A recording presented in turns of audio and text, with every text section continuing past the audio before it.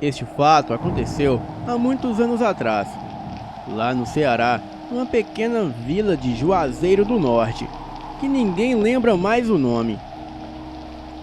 O delegado local, chamado Serafim, já tinha feito várias buscas pelas terras da vila, procurando pelo tão falado lobisomem da cidade, que vivia assustando e atacando as mulheres. Ele dizia que aquilo não era lobisomem, mas sim se tratava de um tarado, ou desequilibrado, ou um doido varrido, daqueles que andam sem rumo pelas madrugadas. Delegado Serafim ainda dizia que essa história de lobisomem era tudo invenção do povo, mesmo porque as vítimas eram todas mulheres. Então, devia se tratar de algum tarado mesmo. Na semana passada, a dona Zefinha Rocha tinha corrido de um bicho que, segundo a mesma, era cheia de pelos.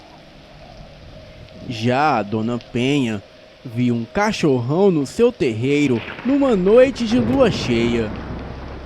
E foi naquela noite que a dona Mariana apareceu aterrorizada na delegacia, dizendo que tinha visto alguém escondido na mata, no cruzamento que dá para a sua casa. Ela relatou que era um vulto negro, que ficou escondido nos matos enquanto ela ia passando pela encruzilhada. Ela havia acabado de voltar do armazém do seu Chico, onde trabalhava.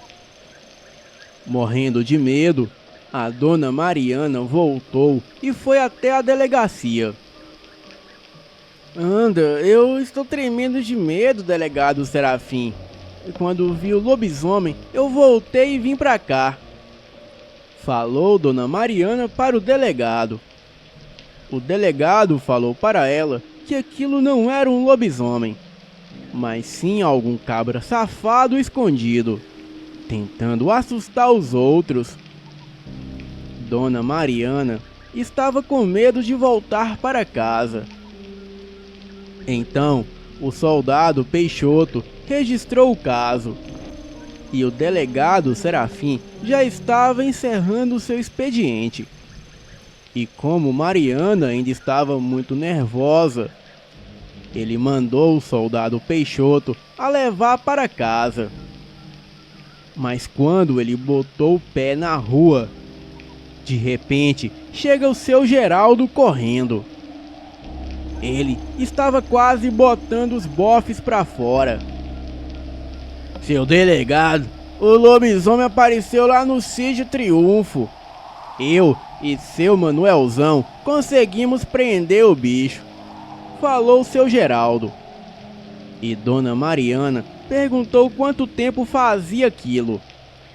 E o seu Geraldo respondeu que já fazia uns 30 minutos.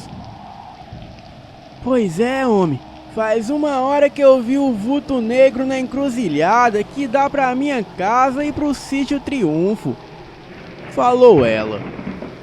O delegado fez que não ouviu, e então jogou as responsabilidades nas costas do soldado Peixoto.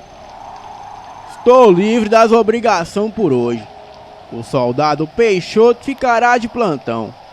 Soldado, leve a moça para casa e faça averiguação no meliante lá no Sítio Triunfo.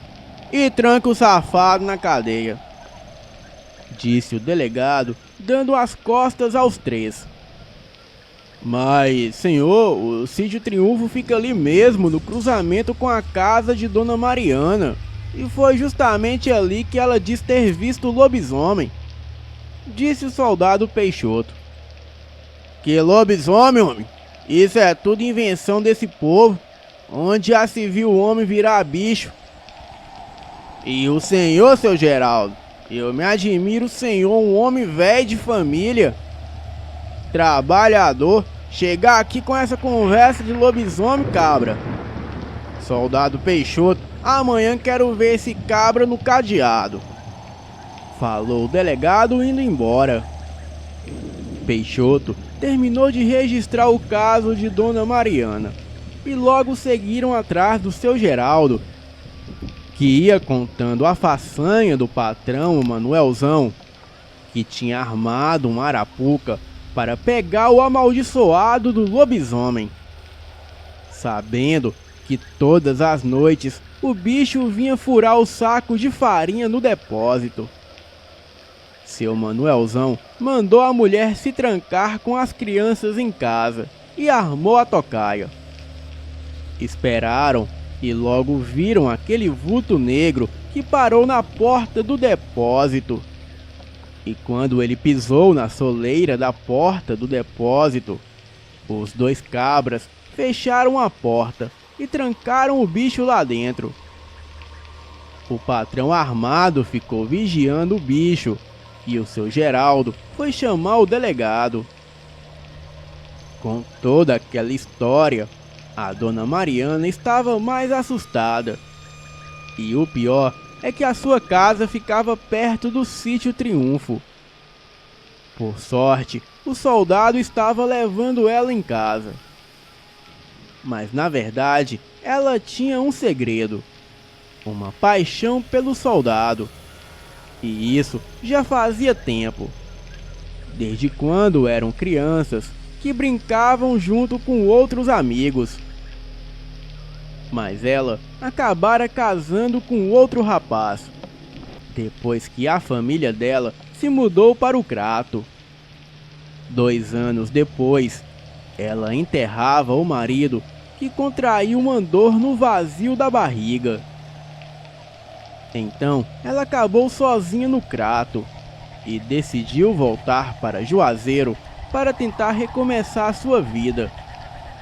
E acabou tendo que trabalhar no armazém do seu Chico para sobreviver.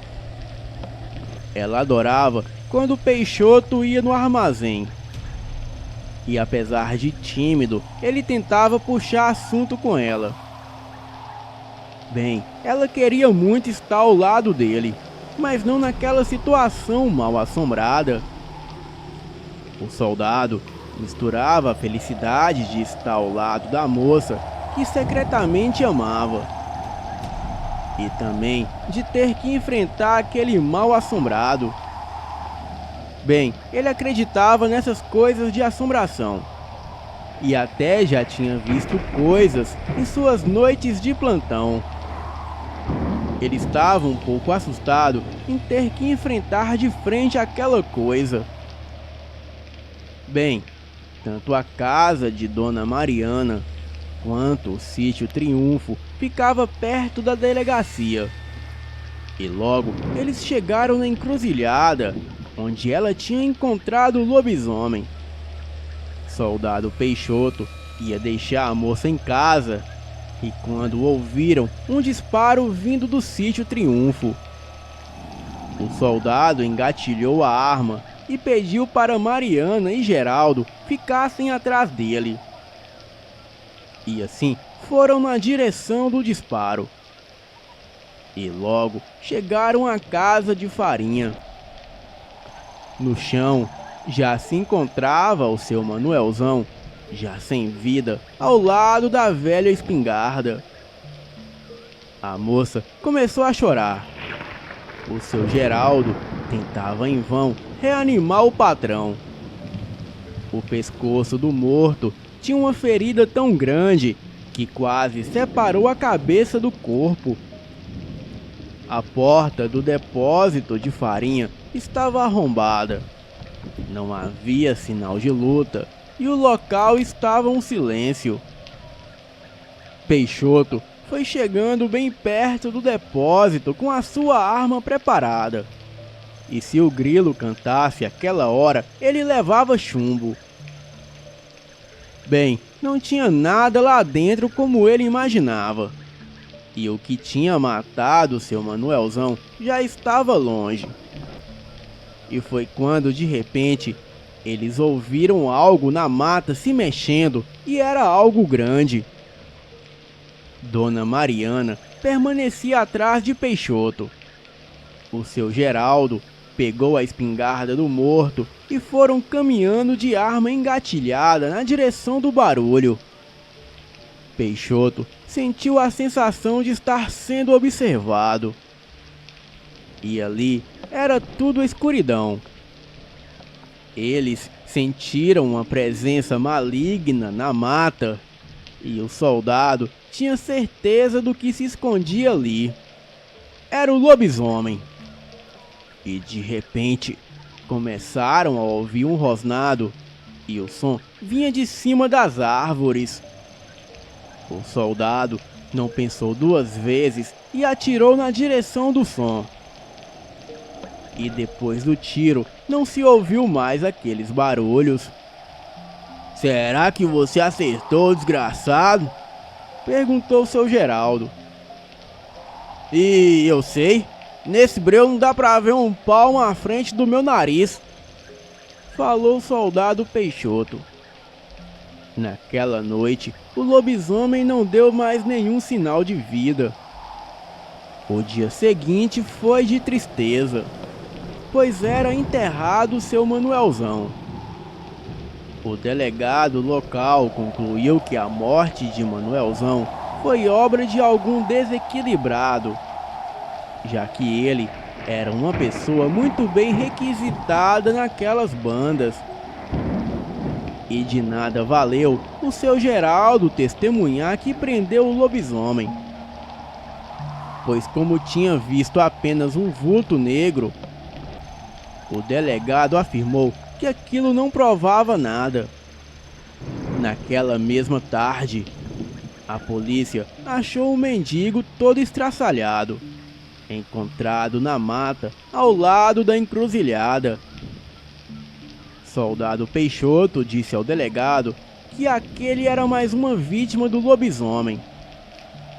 Então o delegado sorriu e disse: "Então tudo agora é culpa do lobisomem, soldado? Isso aí é ataque de onça. O coitado não teve chance. Fraco e sem força para correr, ele virou presa fácil da onça." De noite, a Mariana voltou à delegacia assustada, mas o delegado já havia ido embora e ela ficou apenas com o soldado Peixoto. "O lobisomem voltou, soldado Peixoto. Ele tá lá na encruzilhada de novo." Eles foram até a encruzilhada, mas antes o Peixoto se armou com a sua arma. E quando chegaram perto da encruzilhada, ouviram um uivo assustador. "Isso não é cachorro não, dona Mariana", falou o soldado Peixoto. "É ele, o lobisomem", disse ela. Logo, um cheiro podre de carniça empesteou todo o ar. E eles tinham certeza que estavam em terra amaldiçoada, pois uma encruzilhada era a terra preferida pelas assombrações. E do nada, aquele ser maldito apareceu. A Mariana soltou um grito. A criatura queria atacar, mas a atenção dele estava na moça. Peixoto tentou atirar, mas para o seu azar, o gatilho estava travado. Ele tentou, nervoso, por várias vezes e nada. Então, ambos correram em rumo à delegacia, e com a besta fera indo atrás deles, quase os alcançando. E foi quando o soldado Peixoto teve uma ideia. "Vamos por aqui, dona Mariana", falou para a moça, a puxando para dentro da mata. O lobisomem continuava a correr atrás deles e se aproximava mais e mais. Eles correram tanto, ao ponto da moça quase pedir para parar.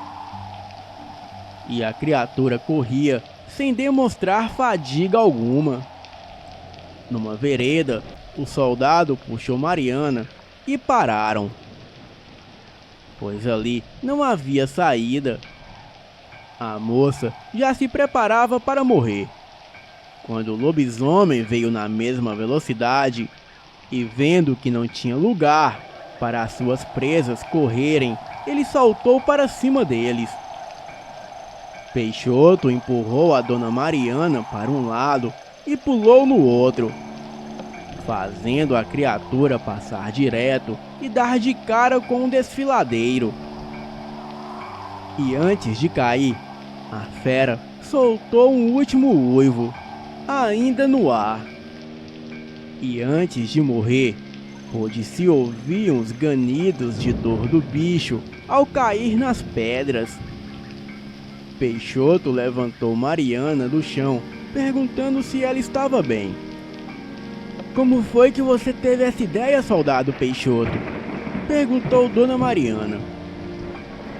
Oxe, homem, eu me lembrei que a gente costumava brincar aqui quando éramos criança. A gente vinha ver o pôr do sol aqui no desfiladeiro. Eu nunca me esqueci de você, Dona Mariana. Falou o soldado Peixoto, um pouco tímido. Nem eu de você. E por isso que eu voltei para Juazeiro e hoje tu salvou a minha vida. E assim, os dois se beijaram e ali mesmo naquele matagal eles transaram loucamente.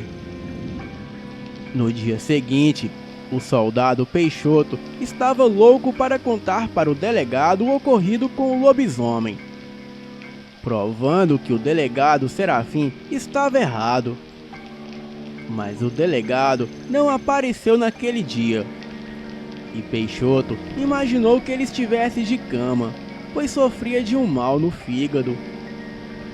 Bem, o soldado Peixoto, ao notar a sua arma que tinha pegado de volta, ele viu que alguém tinha dado uma marretada no gatilho, e por isso a arma não estava atirando. E naquela hora ele percebeu quem era o lobisomem, pois o único além dele que tinha acesso à espingarda era o delegado. Assim, o Peixoto concluiu que na noite que Dona Mariana apareceu, quem ela tinha visto na encruzilhada era um mendigo que estava comendo a farinha do seu Manuelzão. E foi o mendigo que ficou preso no depósito. E ao sair da delegacia, o delegado Serafim, já transformado em lobisomem, correu até o sítio Triunfo e encontrou seu Manuelzão de vigia, tendo este último tentado acertar um tiro na fera. E então acabou morrendo nas garras do lobisomem, sobrando apenas o pobre mendigo para depois o matar também. No dia seguinte, o delegado planejava matar o soldado Peixoto e a Dona Mariana de uma vez. E assim, danificou a arma do soldado. Porém, ele não esperava pela esperteza do seu soldado. Os dias de lobisomem se foram para a pequena vila de Juazeiro. O soldado Peixoto se tornou delegado, afamado por ser o matador de lobisomem. E claro que semanas depois, ele logo se casou com a Dona Mariana. Boa noite.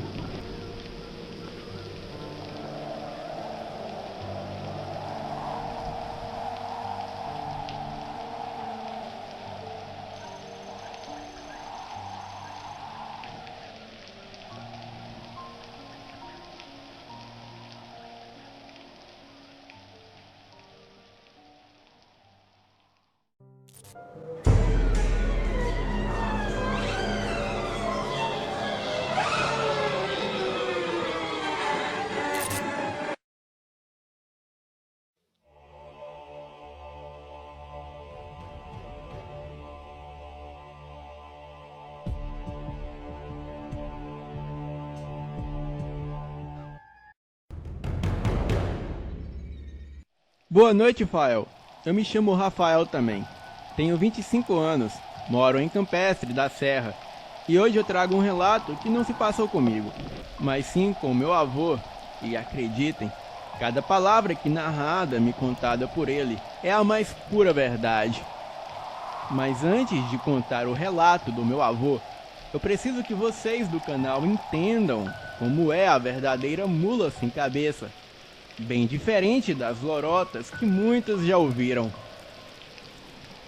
Bem, acredito que todos do canal já ouviram falar sobre a lenda da mula sem cabeça, uma jovem que tem relações profanas com um padre e é amaldiçoada a vagar galopando, transformada em mula e soltando labaredas de fogo pela cabeça. Uma história clássica que é passada de geração em geração, mas o que todos não sabem é que a verdadeira história é muito diferente. Em primeiro lugar, não é uma mula, e sim uma égua.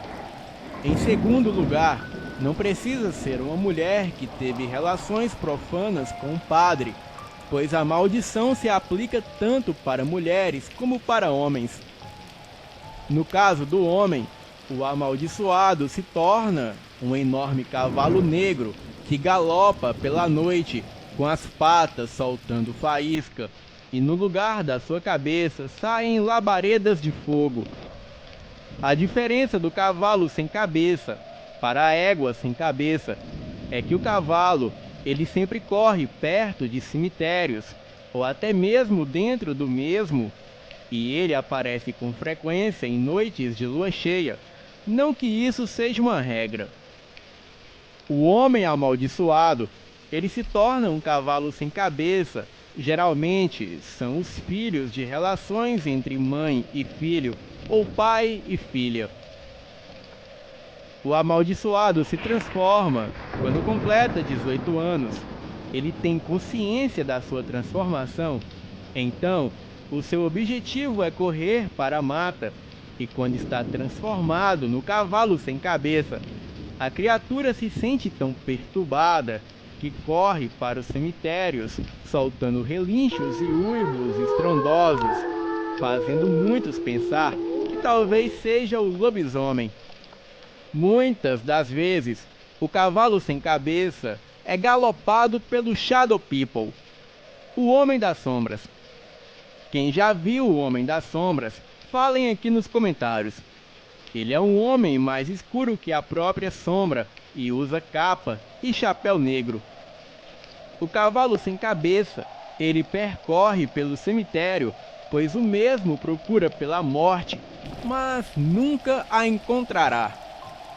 Já a égua sem cabeça é uma mulher que profana as leis divinas, pois na roça, na ausência de muitos maridos, que às vezes ficam meses fora de casa, pois trabalham em outra cidade, e a mulher, ela satisfazia os seus desejos com cavalos, e por profanar a lei da natureza estabelecida por Deus, a mulher, ela passa a ouvir vozes e muitas vezes perder o controle do corpo, como se estivesse possuída. O seu único refúgio é confessar os seus pecados para algum padre. Porém, alguns padres, eles veem isso como um pecado contra o Espírito Santo de Deus e amaldiçoam a mulher. E daí vem a transformação, que ocorre geralmente na madrugada de quinta para sexta-feira, ou qualquer dia em época de quaresma. A mulher perde a consciência e um demônio chamado Moloque, ou Pazuzu, assume o controle da vítima.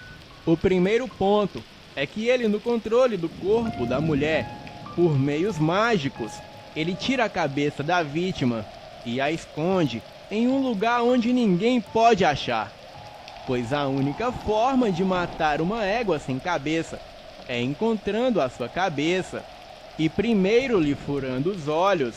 Assim, a égua sem cabeça, ela não te encontrará para te impedir de matá-la, pois tudo que a cabeça vê, o corpo da égua também vê, mesmo estando a léguas de distância.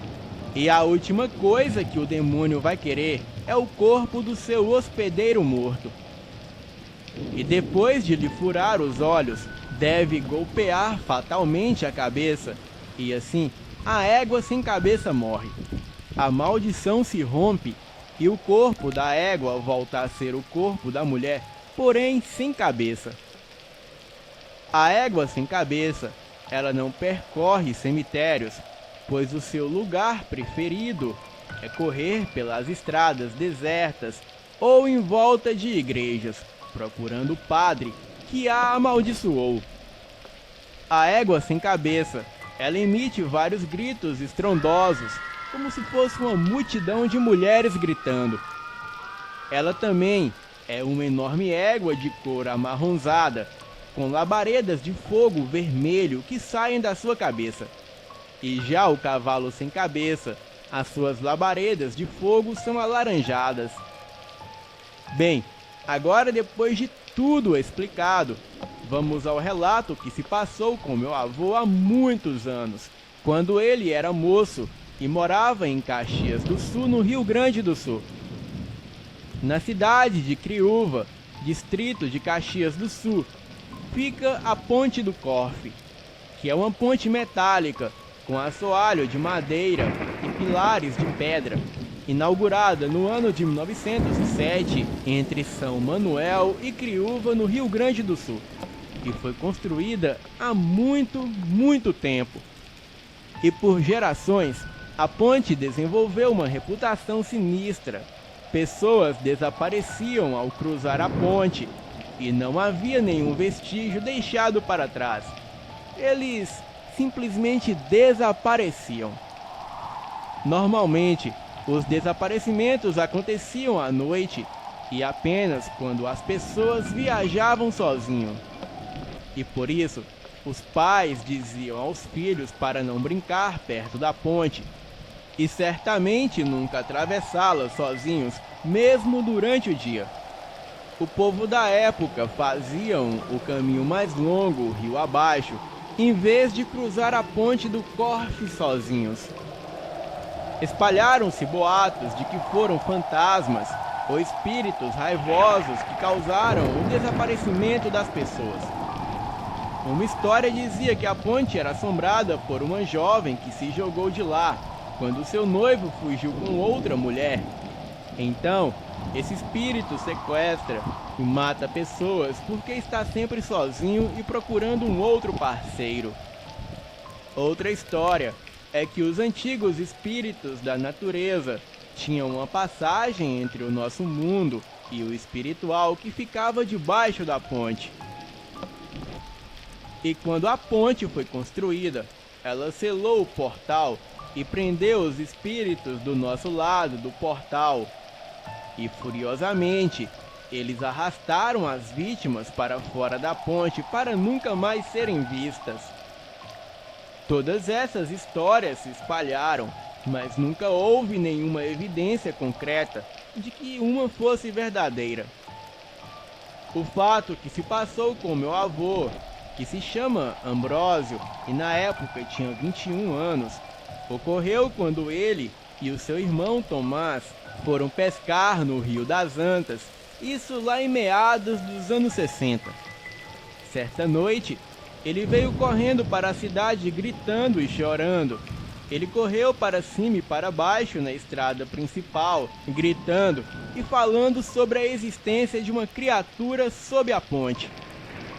A sua adrenalina estava tão alta que ele não conseguia parar de correr, e os vizinhos acordaram, e o mais forte entre eles pegou meu avô e o forçou a se acalmar. Eles tentaram acalmá-lo, imploraram que ele lhes contasse o que aconteceu e que criatura era essa sob a ponte.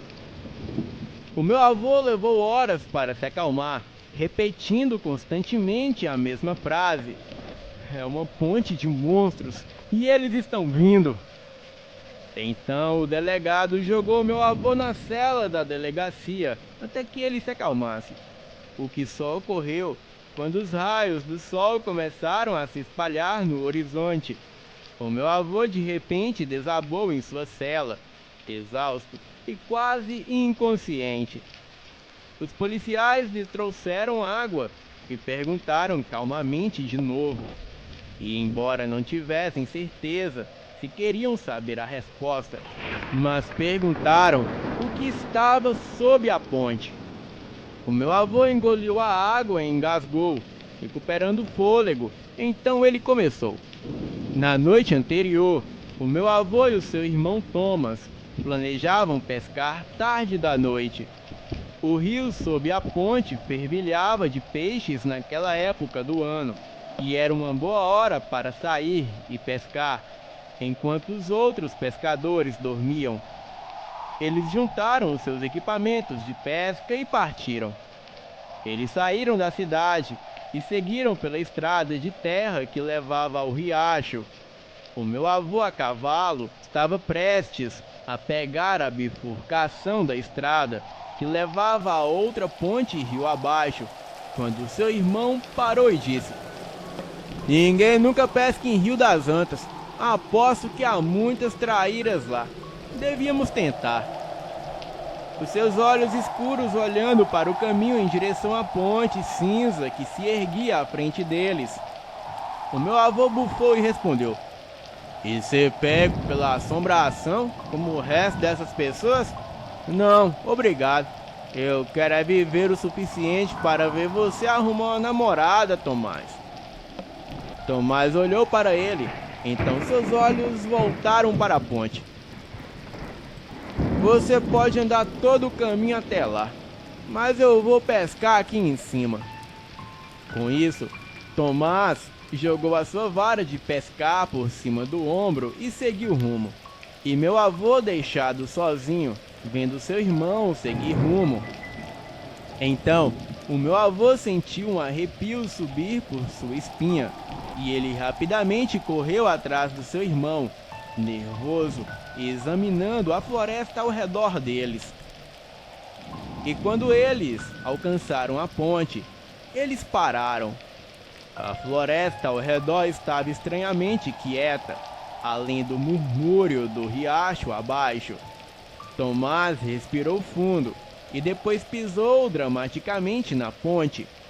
Paralisado de medo, o meu avô observou seu irmão e a floresta. Os seus olhos pularam de um lugar para o outro, em busca de fantasmas ou espíritos raivosos. Tomás escalou até o pico da ponte e colocou a sua caixa de equipamentos de pesca na parede de pedra. A água do riacho era negra e pouco convidativa. A tempestade da semana passada havia elevado o nível da água, e agora a água corria por baixo da pedra pálida. O meu avô ficou na beira da ponte sem coragem suficiente para se juntar ao irmão. Ele ficou tremendo e pálido, e a sua vara de pesca sacudiu em seus braços trêmulos, enquanto ele observava Tomás. Tomás riu do seu irmão trêmulo, apenas para esconder o seu próprio medo.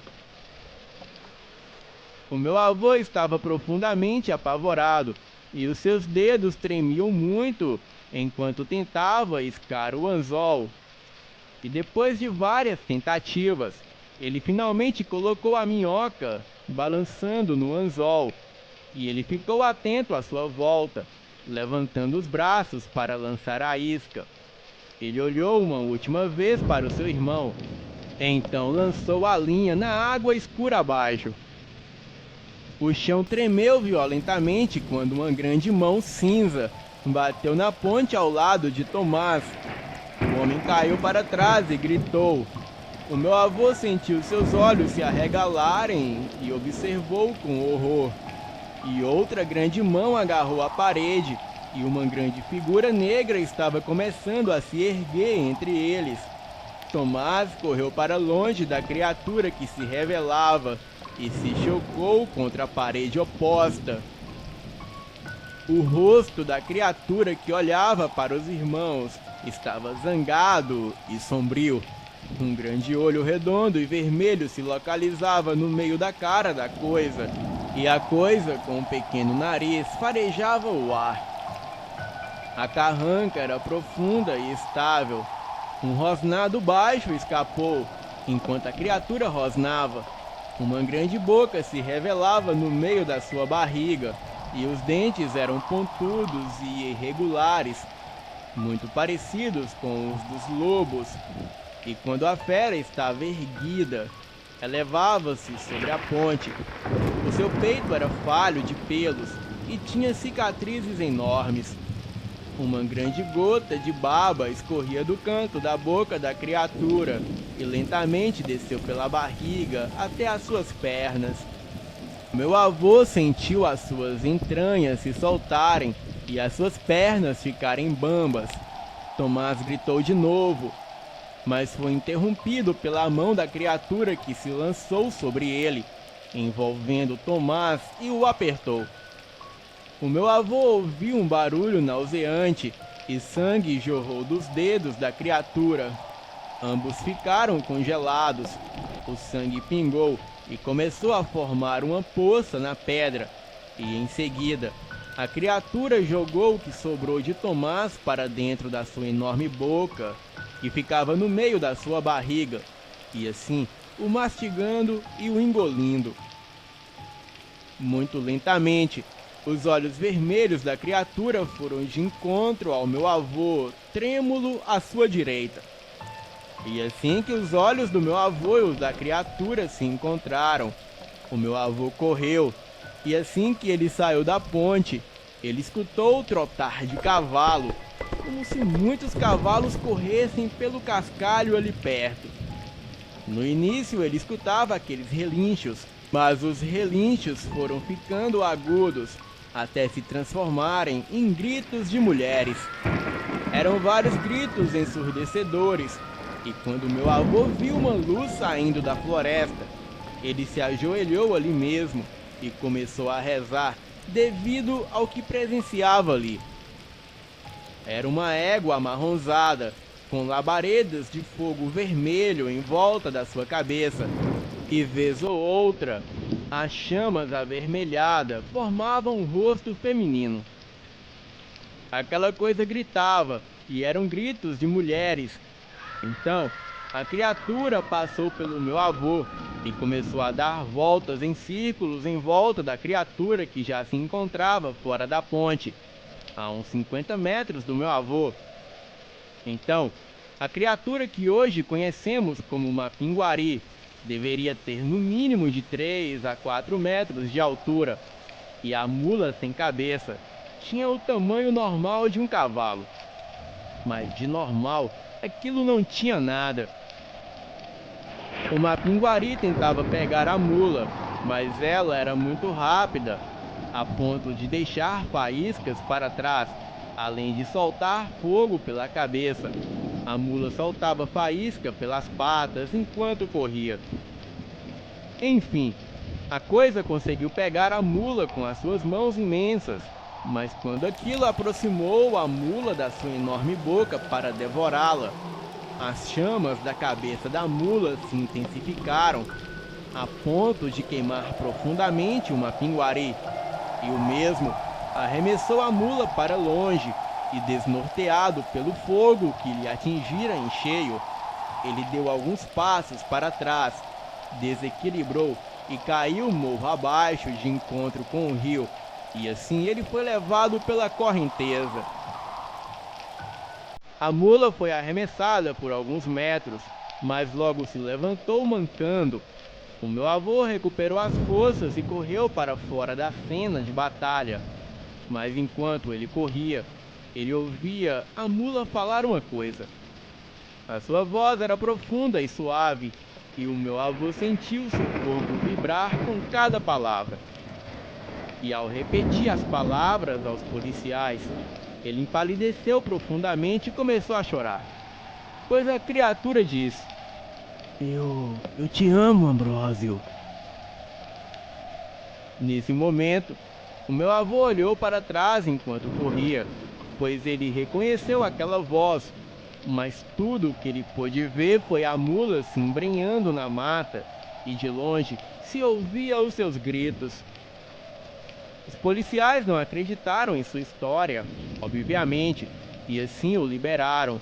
E após voltar para casa, o meu avô foi até o seu compadre que morava no caminho da sua casa.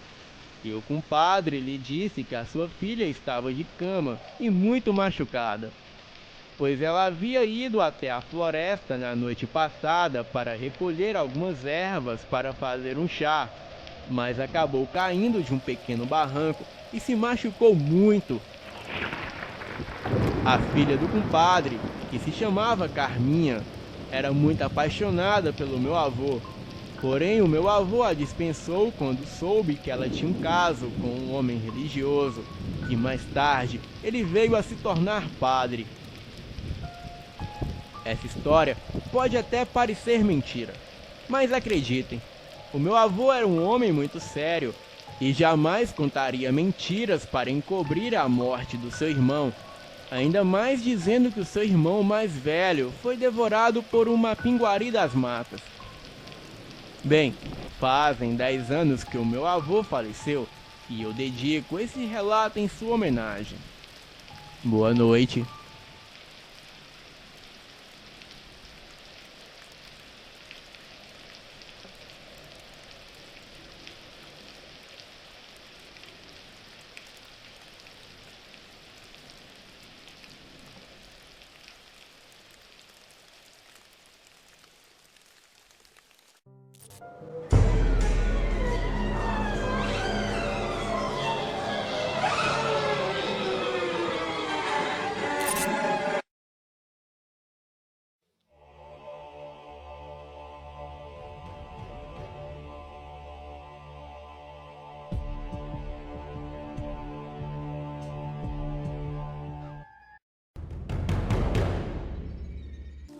Olá, Rafael.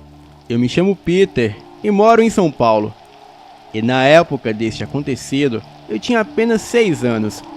Estava de férias com os meus pais, no estado do Texas, nos Estados Unidos da América. Pois na época, a minha mãe era casada com meu pai, que é americano. Mas quando eles se separaram, a minha mãe se casou novamente com um brasileiro e vivemos aqui no Brasil. Bem, eu estava de férias quando eu vi o meu primeiro skinwalker. Este fato aconteceu em 1991, quando os meus pais me levaram para uma fazenda da minha família paterna, que ficava no Texas e que não ficava longe de uma área com um conhecido problema de coiote. E nós só ficaremos lá por uma semana. Mas sendo o garoto que eu era, eu fiquei entediado rapidamente. O lugar era muito quente durante o dia, e à noite um gelo terrível. Os canyons e a paisagem eram incríveis, e a lua cheia se destacava mais naquele ponto do que em qualquer outro lugar. Em uma noite, no terceiro dia que estávamos ali, eu me afastei dos meus pais e saí da própria fazenda. Vejam bem, isso foi antes de todo mundo ter celulares e câmeras e tudo mais no bolso. Então, se alguém desaparecesse, a pessoa realmente desapareceu. Eu não tinha certeza de quanto tempo ou quão longe eu andei, mas eu me lembro de acabar perto de um pequeno trecho de árvores. E tão logo eu estava ficando com fome. Então eu chamei a minha mãe. Presumi, sendo criança, que ela não estava tão longe de onde eu estava. Eu me virei, mas não consegui ver nenhum dos meus pais em lugar nenhum. Eu não conseguia ver quase nada, exceto uma velha estrada de terra e árvores. Comecei a ficar com medo quando percebi que não havia ninguém por perto, muito menos os meus pais. Entrei em pânico e comecei a correr por onde eu pensei ter vindo, mas acabei tropeçando e caindo. Não tenho vergonha de admitir que comecei a chorar, pois eu tinha apenas 6 anos na época. Mas então, eu comecei a ouvir a minha mãe me chamando. Comecei a olhar em volta, mas não conseguia vê-la. Ela chamou meu nome de novo e comecei a ficar confuso. Eu não conseguia vê-la em lugar nenhum, mas parecia que ela estava bem ao meu lado. Continuei olhando em volta e ficando cada vez mais apavorado quando ouvi isso. Foi um tiro, seguido pelo que pareceu um cachorro uivando. Então, eu ouvi a minha mãe novamente. E desta vez, ela estava me pedindo ajuda.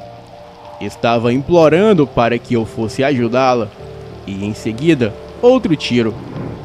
E daí, eu podia ouvi-la uivar de dor.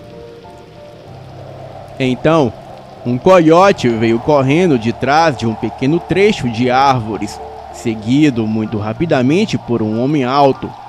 E ele ergueu um rifle e atirou no coiote, o matando em seguida. Ele se certificou de que o bicho estava morto, antes de se virar para mim e perguntar se eu estava bem. Para encurtar a história, eu acredito plenamente que o coiote era realmente um skinwalker, tentando me atrair para as árvores, imitando a voz da minha mãe, e que aquele homem salvou a minha vida. Ele acabou revelando ser um amigo da família do meu tio que morava perto de lá, e conseguiu me levar de volta para os meus pais em segurança. Já se passaram 30 anos desde aquele dia, e dediquei a minha vida a caçar skinwalkers. Eles são raros o suficiente para que eu só encontrasse 17 ao longo da minha vida. 12 dos quais eu matei pessoalmente, mas ainda há muito mais lá fora, esperando e observando.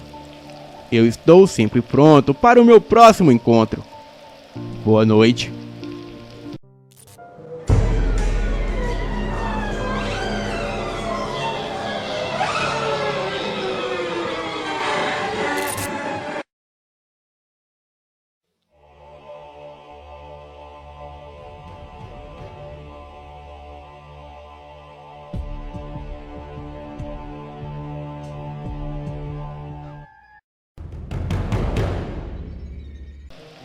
Olá, Rafael.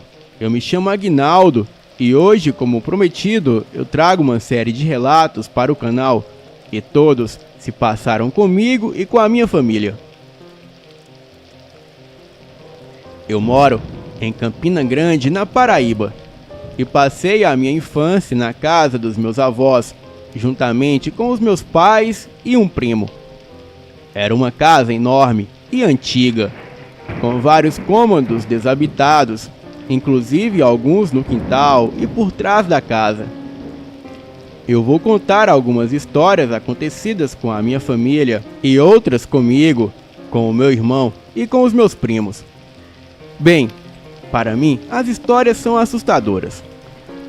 E é importante frisar que a minha família é católica, mas com temperos da Umbanda e do Espiritismo, além da gnose. E havia muitas imagens de santo e entidades na casa, que serão melhor eu explicar tudo no final. O primeiro relato aconteceu com o meu tetravô, e este foi a minha bisavó que contou. Ele tinha uma fazenda e tinha um vizinho que não gostava dele e que planejava matá-lo. E este vizinho ficava sempre de tocaia, esperando o momento oportuno para matar o meu trisavô.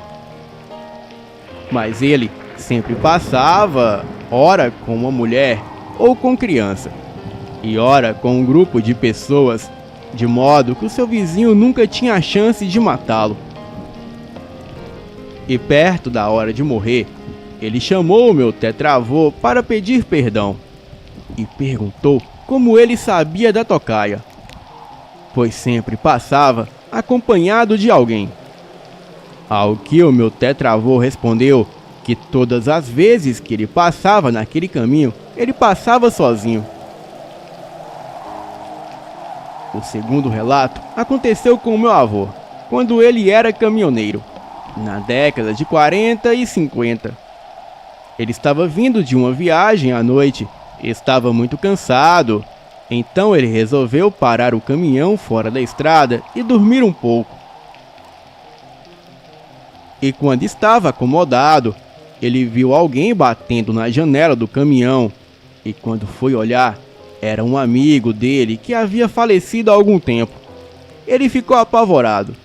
E o amigo dele disse que ele fosse embora dali imediatamente.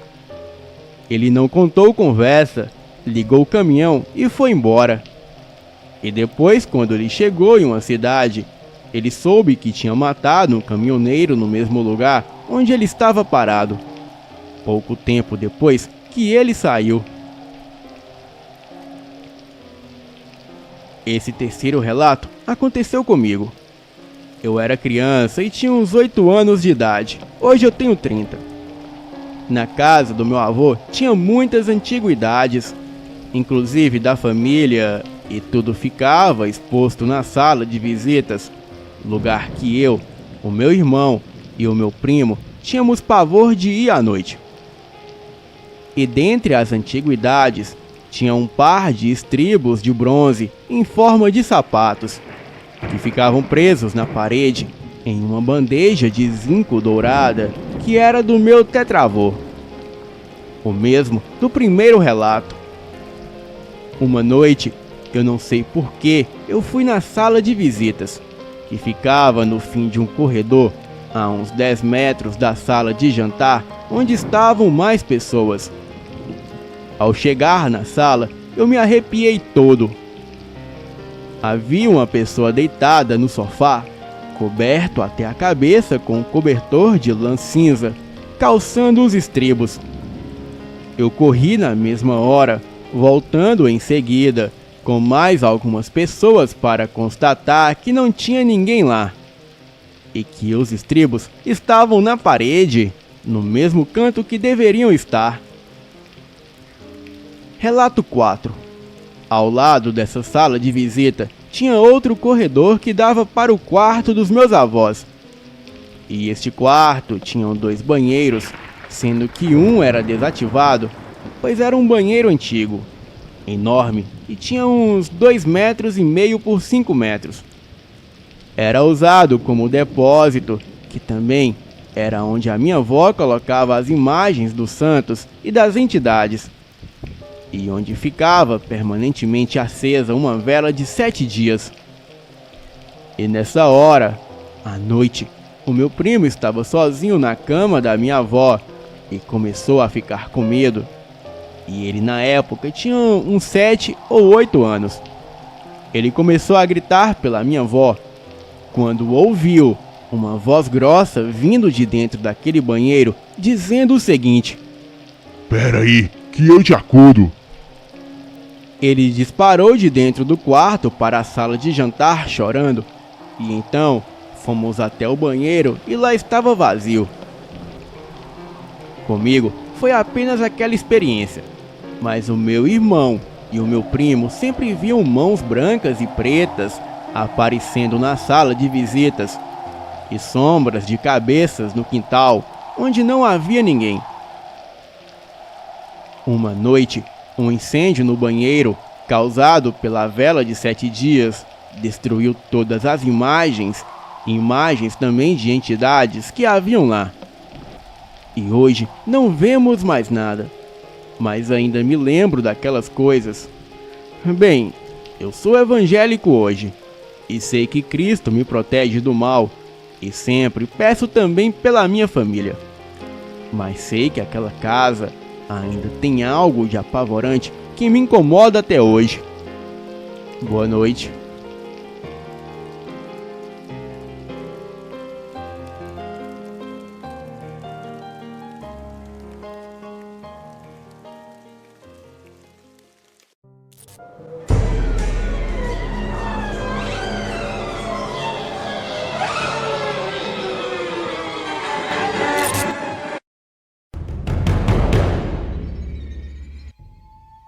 Existem muitos relatos de assombrações que se manifestam por fenômenos paranormais, como vultos, vozes e outras coisas inexplicáveis.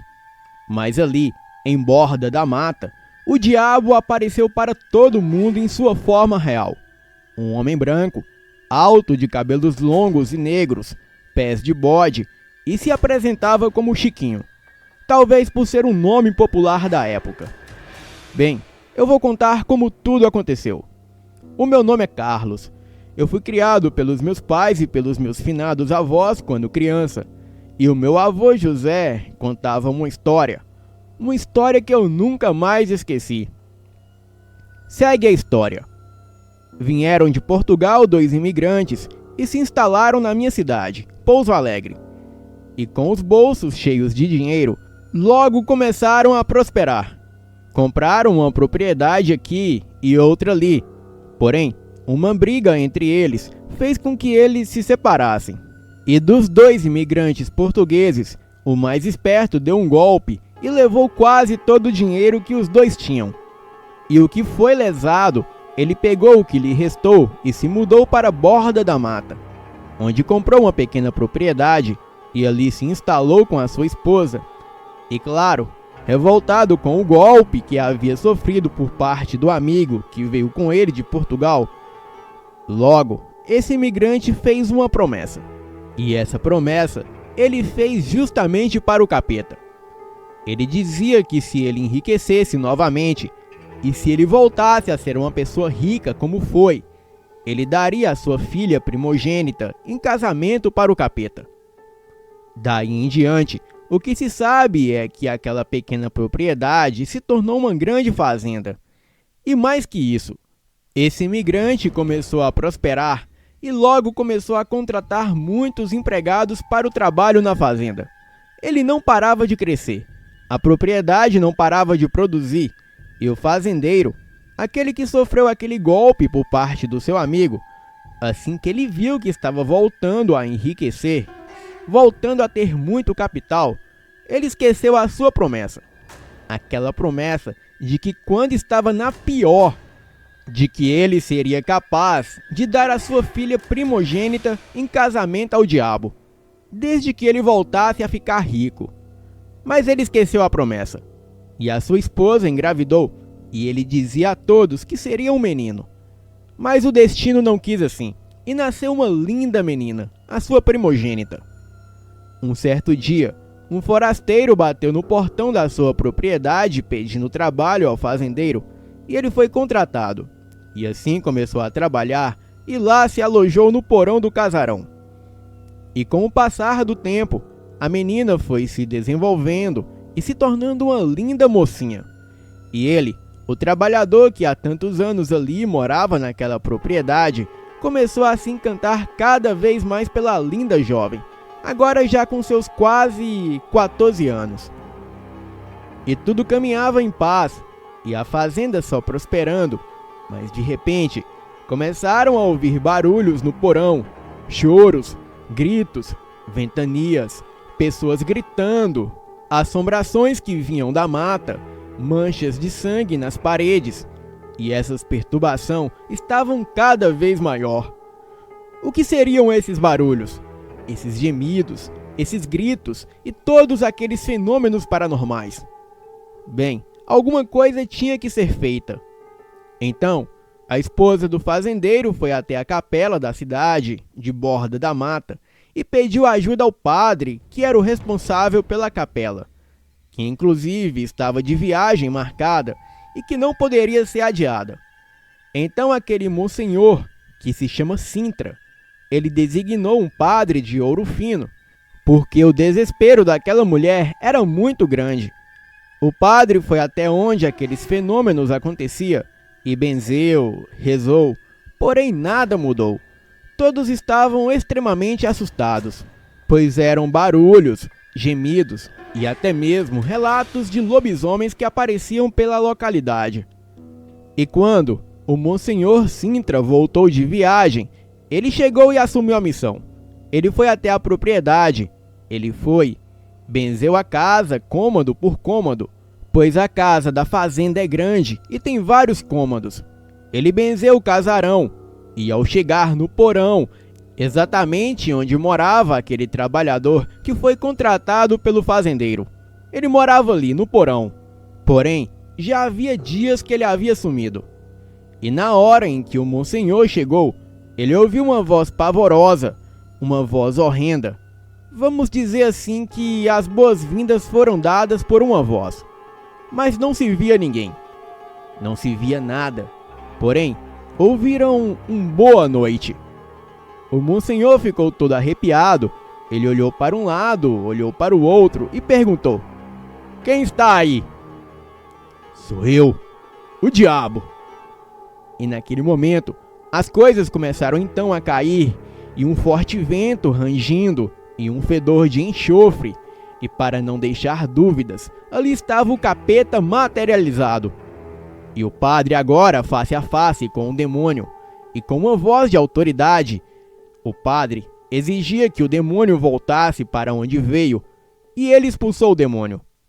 E foi quando então aqueles uivos, gritos e o vento pararam de repente.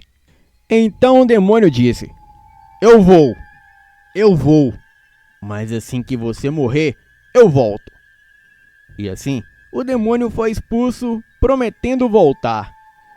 E depois de tudo isso, o imigrante fazendeiro mudou para o Paraná com a sua família, deixando essa sua grande propriedade em borda da mata, e nunca mais quis saber de voltar. E pelos interiores do Paraná, nunca mais se ouviu falar também do forasteiro, aquele que queria casar com a filha do fazendeiro, filha que o fazendeiro havia prometido que, se voltasse a enriquecer, ele daria ela em casamento ao capeta. E assim que o tempo passou, o Monsenhor, que já era de idade, ele veio de fato a falecer. O seu corpo foi enterrado no cemitério de Borda da Mata, e a cruz de ferro que ele usou no exorcismo, naquele casarão, está em uma pequena igreja, em uma cidadezinha que era distrito chamado Tocos do Mogi. E até os dias de hoje, que se saibam, nunca mais aquele capeta voltou. Boa noite.